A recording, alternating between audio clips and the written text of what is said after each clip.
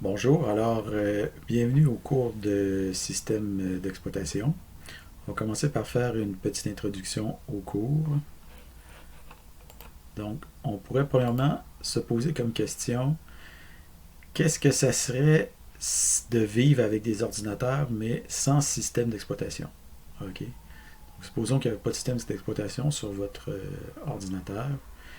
Qu'est-ce qui se passerait? Donc, admettons que vous vouliez, si par exemple vous vouliez exécuter Excel, ben, vous aurez juste à insérer une clé USB qui contient le logiciel Excel dans la clé et avec l'ordinateur qui est éteint. Après ça, vous démarrez l'ordinateur et le logiciel Excel va se charger en mémoire et vous allez utiliser Excel.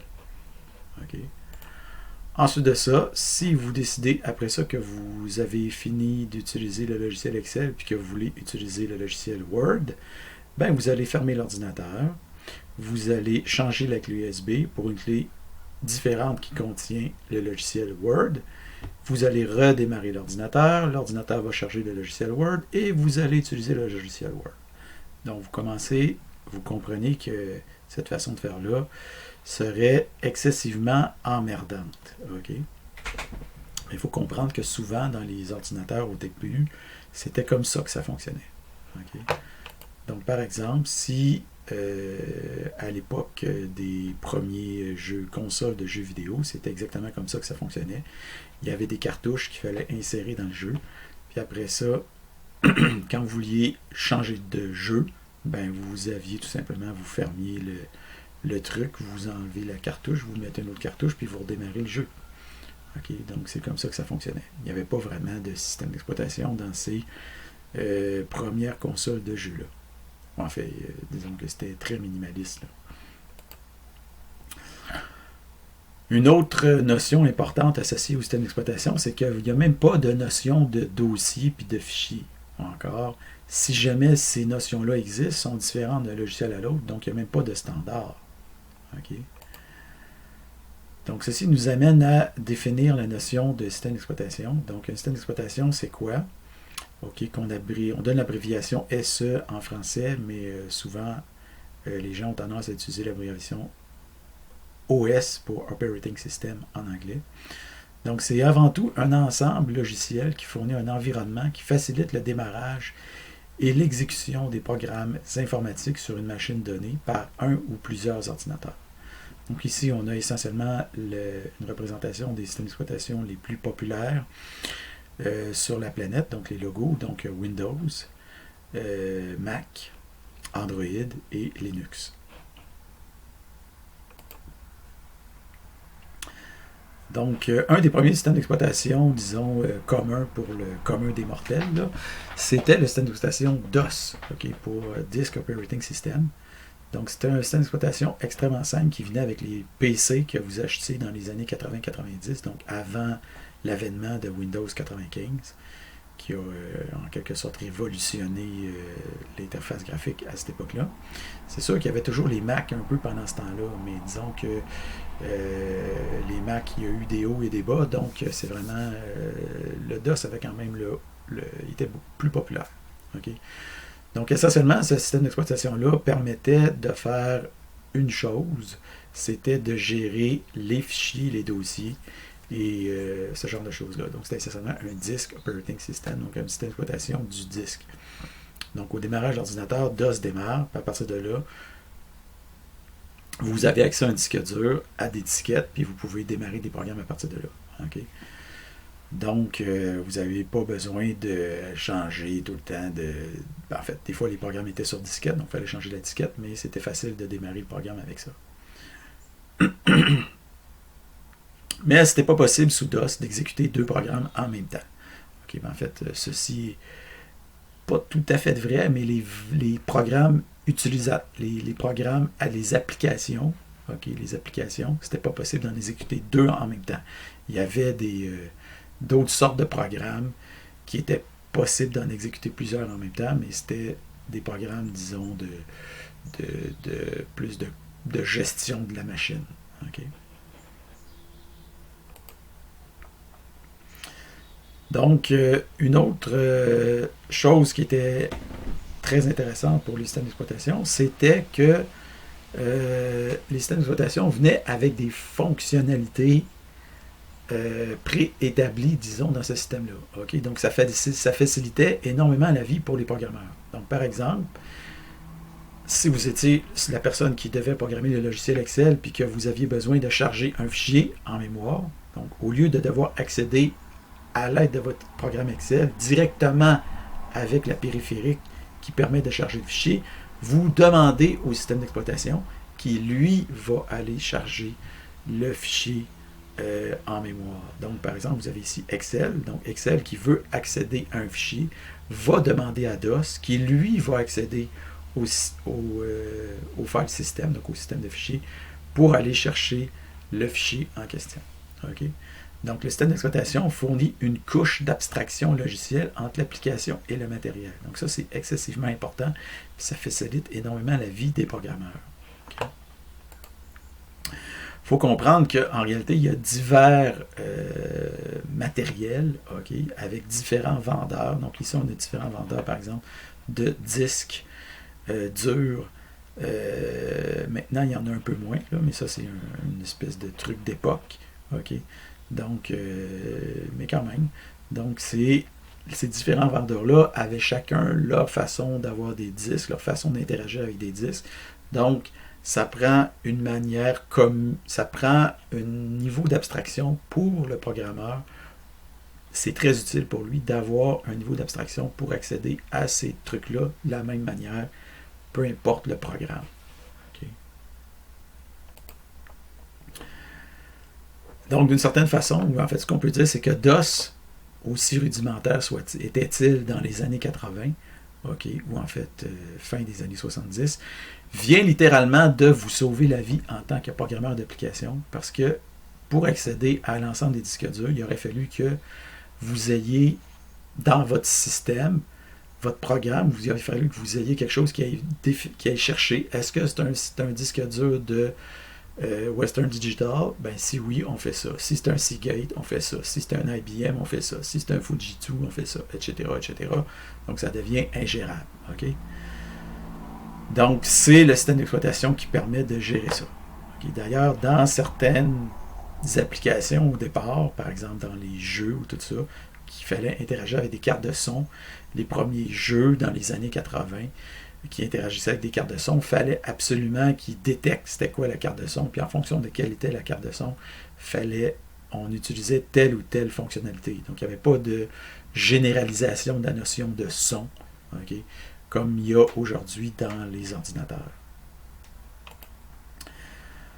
Donc, DOS, c'est un système, okay, possède différentes fonctions qui sont effectuées, dont l'une d'entre elles, okay, c'est la gestion de fichiers. Est-ce qu'il y a d'autres fonctions qui sont effectuées par un système d'exploitation? Donc, la réponse, c'est oui. Donc, généralement, un système d'exploitation va offrir une ou plusieurs des fonctionnalités que vous avez ici. Okay? Parmi ces fonctionnalités-là, on pourrait aussi rajouter la gestion des utilisateurs. Mais cette fonctionnalité-là, disons qu'on pourrait l'inclure dans la section sécurité si on veut. Mais disons que la gestion des utilisateurs, c'est quand même une fonction importante. Donc, un système d'exploitation va gérer les fichiers, va gérer la mémoire, va gérer les périphériques, va gérer les processus, donc les différents programmes, va gérer les erreurs qui se produisent, va gérer la sécurité et va gérer la communication.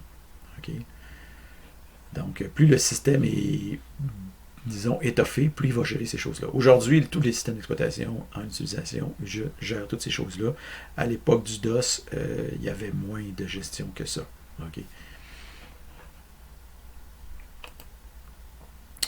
Donc, entre autres, DOS était un système d'exploitation totalement non sécuritaire.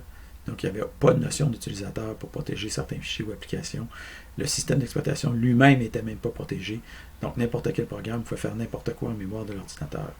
Donc, quand plusieurs programmes utilisateurs doivent cohabiter ensemble, on se rend rapidement compte que ça prend des règles et des protections pour préserver les bons des mauvais. Donc, quand on dit les bons des mauvais, c'est les bons utilisateurs des mauvais utilisateurs ou les bons programmes des mauvais programmes.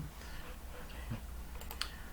Donc, malgré le fait que DOS dans les années 80 n'avait pas ce genre de choses-là, il faut comprendre que ce genre de fonctionnalité-là était déjà disponible dans les ordinateurs de haut niveau, de haut de gamme. Par exemple, si on prend l'ordinateur IBM 360, qui est une série d'ordinateurs avec un système d'exploitation ultra moderne développé à partir du milieu des années 80 par IBM. Okay. Tout ce système d'exploitation-là comprenait toutes les fonctionnalités énumérées précédemment. Donc, il faut comprendre que ce système d'exploitation-là, en fait, fut à la fois un succès et un échec parce que, disons que ça a coûté excessivement cher le réaliser. Puis, à cette époque-là, en fait, on jugeait que le truc le plus difficile à faire, c'était la machine. Puis c'était le hardware qui était difficile, puis le software, c'était la chose facile à faire. Mais avec ce système-là, on a commencé à se rendre compte que le software était aussi difficile que le hardware.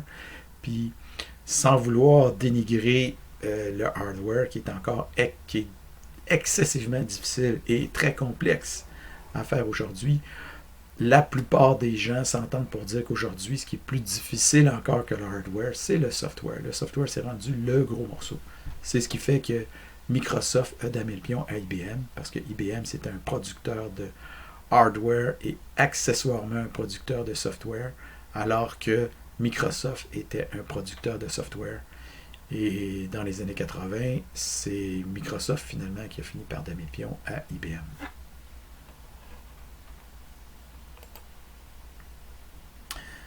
Donc, c'est quoi les principaux systèmes d'exploitation modernes?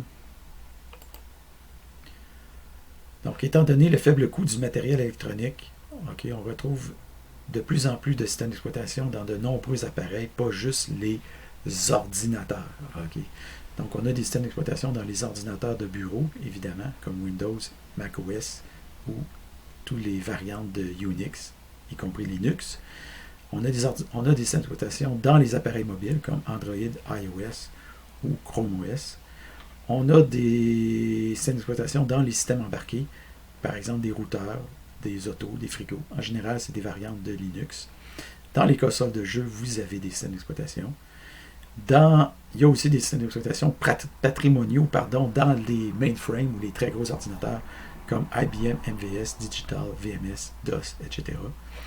Et vous avez des systèmes d'exploitation qui sont utilisés dans les serveurs ou les supercalculateurs, souvent des variantes de Linux ou de IBM dans les systèmes d'exploitation haut de gamme ou Windows aussi Server. Donc ici, on a un historique, disons, un peu rapide de certains systèmes d'exploitation. On ne remonte pas trop loin. On remonte ici à 1980-1982.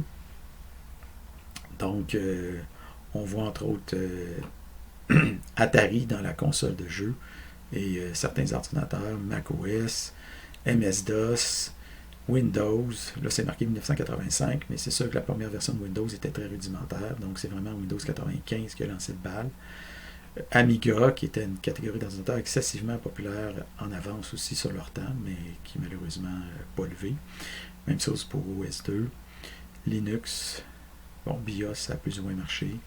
Java OS, on peut considérer que Java, c'est un genre d'environnement, mais disons que c'est ça. Il y a plusieurs façons de considérer c'est quoi un système d'exploitation. Mac OS X, Ubuntu, iOS, Android.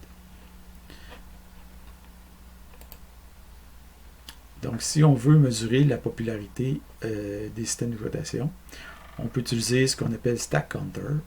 Donc, c'est une façon, entre autres, de mesurer. Stack Counter, c'est sûr que c'est basé sur basé sur l'accès web. Donc, certains ordinateurs qui n'accèdent pas au web, évidemment, ne seront pas recensés. Donc, si on se base juste sur les ordinateurs qui accèdent au web, on se rend compte que les ordinateurs accédant au web, aux pages web les plus populaires, c'est Android avec 38,3%, Windows avec 36,5%, iOS 14%, OS X 8,3%, autres 1%, puis Linux 0,8%. Donc Linux, malgré, disons, son ascendant, en quelque sorte, est quand même pas utilisé de manière courante par le commun des mortels. Pour ce qui est de la popularité dans les serveurs web, OK? Donc, ça peut être discutable. Il y en a qui disent que Windows est en réalité 50-50 avec Unix, mais selon cette source-là ici, Unix est utilisé dans 70% des serveurs, alors que Windows, c'est plus 30%. Donc ça, c'est en 2019, ça, c'est en 2020. Donc on voit que il y a une petite remontée, une lente Linuxisation qui est en train de se produire, mais très lente, très lente. Okay. Donc ici, je vous encourage à aller regarder cette vidéo-là, donc qui va vous expliquer un peu l'historique des systèmes d'exploitation. Donc c'est en anglais, mais c'est excessivement bien fait. Donc c'est une série qui s'appelle Crash Course Computer Science. Donc dans ce crash course-là, qui est le numéro 18, on parle du système d'exploitation. Okay. Donc je vous encourage fortement à aller visualiser ce petite vidéo. Juste pour faire un petit bref historique des systèmes d'exploitation. Donc, d'abord, dans les principales catégories, il y a la catégorie des systèmes d'exploitation qu'on appelle Unix et ses descendants. Donc, Unix, c'est un système d'exploitation développé à l'origine par Bell Labs au début des années 1970. Il faut savoir que Bell Labs était excessivement important comme entreprise d'informatique et de télécommunications. Donc, il y a beaucoup de logiciels informatiques qui ont été développés par les entreprises de télécommunications à l'origine. Donc, AT&T, Bell Labs. Le Bell Laboratory, c'était un laboratoire chez AT&T. Donc, AT&T, c'était la compagnie téléphone aux États-Unis qui était un genre de monopole qui était tellement puissant que le gouvernement américain a fini par scinder la compagnie. Je pense à la fin des années 70 ou au début des années 80. Mais c'était une compagnie excessivement puissante. Puis il y avait un laboratoire qui développait toutes sortes de choses. Donc, entre autres, le système d'exploitation Linux est sorti de là. Vous avez aussi le C++, le langage qui est sorti de là. Le langage C, le langage C++. Donc, beaucoup de choses qui sont sorties de laboratoire Bell, qu'on utilise encore aujourd'hui en informatique. Donc, le Unix marque un point tournant dans l'histoire des systèmes d'exploitation parce que d'abord, il y avait une espèce de généralisation de la notion de fichier puis de dossier. Donc, il y avait certaines idées importantes qui étaient derrière ça. Il y avait une ligne de commande puissante puis polyvalente. C'est un système qui était modulaire, puis aussi, on a créé un langage spécifiquement pour ce système-là qui s'appelait le langage C, puis qui était un langage qui s'avérait être relativement portable d'une machine à une autre, ce qui a permis de faire en sorte que le système Unix a pu être porté dans plusieurs ordinateurs, entre autres, qui a été récupéré dans les différentes universités américaines. C'est ce qui fait que Unix est devenu, disons, excessivement important comme système d'exploitation, puis qui a influencé toutes les autres par après. Donc, la plupart des systèmes d'exploitation courants utilisés de nos jours, en fait, descendent d'une certaine façon de Unix. Okay? Même Windows prend ses idées dans Unix, en quelque sorte. En fait, DOS prenait ses idées dans Unix. Vous aviez aussi, en fait, l'histoire de Unix, on peut dire qu'elle commence indirectement avec un autre système d'exploitation qui s'appelait Multics. Donc, si vous voyez un lien entre Unix 1 puis Multics plusieurs, vous avez raison de voir qu'il y a une espèce de lien là-dedans. Donc, Multics avait un système de fichiers hiérarchique, comme on les connaît aujourd'hui, avait un multitâche préemptif, était multi-utilisateur, avait des notions de sécurité et était aussi basé sur un langage de programmation qui avait été conçu spécifiquement pour ce système-là qui s'appelait PL1, donc Programming Language 1, développé par IBM. Okay. Puis, mais en fait, ce truc-là était trop compliqué. Okay. Donc, il y avait deux personnes qui travaillaient sur ce projet-là qui venaient de Bell Labs. Parce que ça, c'était un projet fédéré qui voulait créer une espèce de super système d'exploitation. Donc, il y avait deux de ces personnes-là qui finalement ont décidé que eux, Multics, c'était trop compliqué. Donc, ils se sont retirés du projet pour créer leur propre système d'exploitation. Donc là, on est en 1969 et c'est Ken Thompson et Dennis Ritchie. Donc, eux autres, en fait, ont décidé de créer leur propre système d'exploitation qui est Unix. Okay. Donc, entre autres, pour simplifier la programmation de Unix, qui était codée initialement en assembleur, vous avez Dennis Ritchie, qui était une des deux personnes qu'on a vues sur la diapo précédente, qui a créé en 1972 le langage C, qui était un successeur du langage B, qui a été créé par Ken Thompson, qui était l'autre personne qu'on a vue sur la diapo précédente, qui lui-même était un langage inspiré d'un autre langage qui s'appelait BCPL, développé en 1967, qui, lui, marque l'introduction des fameuses accolades dans les langages de programmation. Okay? Donc, le langage C est encore largement utilisé de nos jours pour les logiciels qui doivent interagir directement ou quasi directement avec le matériel, donc les noyaux des systèmes d'exploitation, les pilotes de périphériques et les systèmes embarqués. Donc, par ailleurs, la syntaxe du langage B ou C, qui était très novatrice pour l'époque, a par la suite été récupérée par un grand nombre de langages de programmation subséquents comme le Java, le C#, le PHP, le JavaScript. Ce sont toutes des syntaxes qui se rapprochent du C. Est-ce que ça veut dire que ces langages-là fonctionnent comme le langage C? Pas pantoute. Okay? Ça veut juste dire que la syntaxe se rapproche. On appelle ça les C-like syntax language. Donc, vous avez, après ça, en 1984, un projet qui a vu le jour qui s'appelait GNU. Okay? Donc, Unix était un logiciel propriétaire, qui était la propriété de AT&T. Donc, il y a un célèbre hacker du MIT qui s'appelle Richard Stallman, qui lui a décidé de créer une version libre de Unix à partir de 1984 qui s'appelle GNU. Donc, il a créé aussi une fondation, la FSF, pour l'aider dans son entreprise. Okay? Et il a aussi créé la première licence de logiciel libre qui s'appelle la GPL. Donc, évidemment, ce n'était pas facile de créer un nouveau système d'exploitation, donc il a été morceau par morceau, donc petit à petit. Donc, il a créé des outils importants pour l'aider. Entre autres, il a créé un compilateur qui s'appelle GCC, qui est encore un des compilateurs les plus utilisés au monde pour compiler des programmes en langage C. Et, entre autres, le système d'exploitation Linux. Et il a aussi créé un éditeur qui s'appelle Emacs, qui est encore très utilisé de nos jours. Mais en fait, il n'a pas réussi à créer un noyau de son système d'exploitation. Du moins, il n'a pas réussi avant qu'un autre acteur décide de s'en mêler. Et cet acteur-là, en fait, juste avant, on va faire un petit détour par un autre système d'exploitation qui s'appelle Minix, sorti en 1987, qui a été développé par un célèbre professeur de l'université, Andrew Tannenbaum, donc qui est un auteur de nombreuses bibles de l'informatique sur les réseaux et les systèmes d'exploitation. Okay? Donc, lui, en fait, il a créé un mini-clone de Unix pour que ses étudiants puissent se familiariser ou s'amuser à programmer dans des systèmes d'exploitation. Okay? Donc, c'était uniquement dans ce but-là, sauf que un de ses étudiants, directement ou indirectement, probablement pas directement, lui, il était en Hollande. C'est un Américain malgré tout, mais il a émigré en Hollande. Il est devenu un prof là-bas, probablement parce qu'il s'est marié avec quelqu'un là-bas. Ça n'a pas d'allure de dire des détails comme ça dans le... En tout cas, peu importe, c'est pas grave.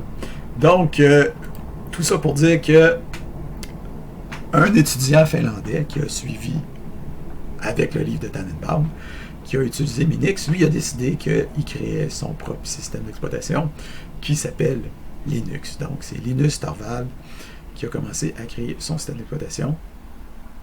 Et en fait, il pouvait, par chance, compter sur tout ce qui avait été fait avec nous. Puis il pouvait s'inspirer de Minix pour créer son système d'exploitation. Okay? Donc, il y avait déjà le compilateur GCC. Fait que lui, qu'est-ce qu'il a fait? C'est qu'il a utilisé ça, il a utilisé les outils GNU pour créer son système d'exploitation. Et aussi, il a créé aussi un système de gestion de code pour l'aider là-dedans, parce qu'il n'a pas créé ça tout seul, il s'est fait aider d'un ensemble de collaborateurs à travers le monde. Donc lui, une autre chose importante avec Linus, c'est qu'il a réussi à... Il est arrivé exactement au bon moment. Quand on dit que tu arrives au bon moment pour faire la bonne affaire, lui, c'est le cas, parce qu'à ce moment-là, Internet commençait à prendre de l'ampleur. Ça fait qu'il a décidé de se faire aider des gens, puis pour gérer ce code-là qui était créé par plusieurs personnes, il a créé le système Git. Okay? Donc, pour gérer son code source. Donc, il y a de très nombreuses distributions Linux, okay, qu'on appelle des distros dans le jargon. Donc, ça, c'est différentes variantes du système Linux. Donc, toutes ces variantes-là utilisent le même noyau, mais ce qui entoure le noyau, la chair autour de l'os, varie d'une variante à l'autre. Donc, les différentes variantes, vous avez Debian, vous avez Ubuntu, Red Hat, ok, il y en a énormément. Donc, tout se caractérise par l'utilisation, comme on le disait, du noyau Linux. Donc, aussi, Linux a été porté sur de très nombreuses machines, puis il roule maintenant autant sur les systèmes embarqués, les autos, les trains, les avions, les routeurs, les appareils mobiles, les télévisions, donc votre Smart TV, votre télévision intelligente utilise ce système d'exploitation-là aussi, les serveurs, les supercalculateurs. Donc, ça ici, je n'ai pas trop retrouvé cette statistique-là, mais Pierre McGrail aimait à dire que Linux est présent sur 95% des 500 ordinateurs les plus puissants au monde, dont les 44 plus puissants. Okay. Donc, on peut se poser la question, est-ce que Linux va finir par triompher de Windows? Donc, vous voyez, c'est une petite image où Linux est en train de... Bon, en réalité, ici, ça laisse sous-entendre que Windows sucks, mais Windows sucks pas tant que ça, parce qu'on continue à s'en servir. Okay. Donc, mais malgré tout, on reconnaît, c'est-à-dire Windows reconnaît quand même tranquillement que Linux a quand même certains attraits. Donc, c'est pour ça qu'il existe maintenant un sous-système Linux à travers Windows qui s'appelle le WSL, donc le Windows Subsystem for Linux. Donc, on va l'utiliser dans ce cours-là pour s'amuser à utiliser Linux, mais à travers Windows. Donc, à retenir, un système d'exploitation fournit un environnement de gestion et d'exécution des programmes informatiques et de leurs données, fournit une couche d'abstraction par rapport au matériel, ce qui facilite la programmation, demande un effort d'installation et de configuration de la part de l'utilisateur. Donc, c'est sûr que si vous achetez votre machine, puis votre machine vient avec un système d'exploitation directement dedans, d'habitude, quand vous allez démarrer, le système va s'installer, puis ça va être quelques petites configurations, comme le réseau et ces choses-là, mais en général, ça va aller. Puis, en fait, on ne peut pas non plus négliger l'aspect sécurité de nos jours. C'est impossible. Les principales familles de systèmes d'exploitation, en résumé, on a la famille Windows, qui regroupe environ 36,5% des machines. Là, on parle d'une utilisation sur Internet. Donc, ici, on a toutes les versions de DOS et les versions de système d'exploitation Windows. Et Unix, on a deux grandes familles, la famille BSD, qui a été développée à Berkeley, qui a donné FreeBSD et qui a donné aussi macOS et iOS. Et on a la famille Linux, qui a donné Debian, qui a donné Ubuntu et qui a donné Android. Alors voilà.